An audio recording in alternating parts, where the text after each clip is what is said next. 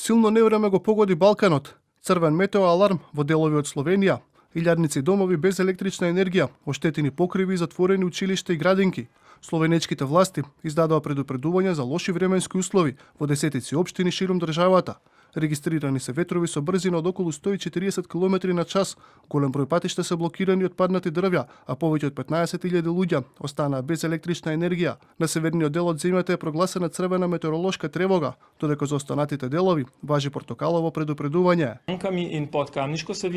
Сличен интензитет на ветрот ќе се задржи уште најмалку 6 часа, односно речиси до вечерва. Ноќта делумно ќе донесе олеснување, но налетите на ветрот се уште може да бидат силни. Во текот на ноќта кон сабота на одделни подрачја се уште може да има силен ветар со налети до 80 км на час. Невремето не ја поштеди ниту Хрватска.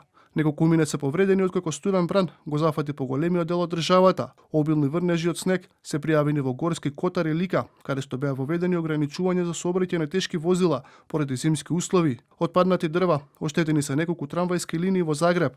Поради опасните временски услови и отстранувањето на последиците од бурата, првите луѓе на хрватската престолнина одлучија да нема настава во основните и средните училишта. Силни ветрови со брзина до 150 км на час се пријавени и во крајбрежните региони.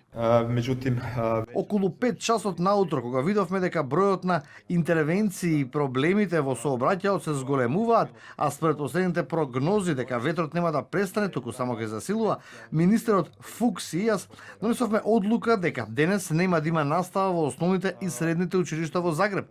Мислам дека е јасно дека овие опасни временски услови се причина денес да нема настава. На удар на бурата се најде и Босна и Херцеговина. Обилни врнежи од дожд, снег и силен ветер се пријавени во неколку делови од земјата. Снежна покривка има и на северот на Црна Гора, додека крајбрежниот дел е погоден од силен дожд и ветер, соопшти тамошната метеоролошка служба. Невремето предизвика и прекини во снабдувањето со електрична енергија. Од УХМР пак најавуваат променливо облачно време со повремени локални врнежи од дожд. Наместа ќе бидат пообилни, над 20 литри на метар квадратен, проследени со ретки грмажи. На некои од повисоките места врнежите од дожд ќе преминуваат во снег, а на планините снежната покривка се очекува да се зголеми.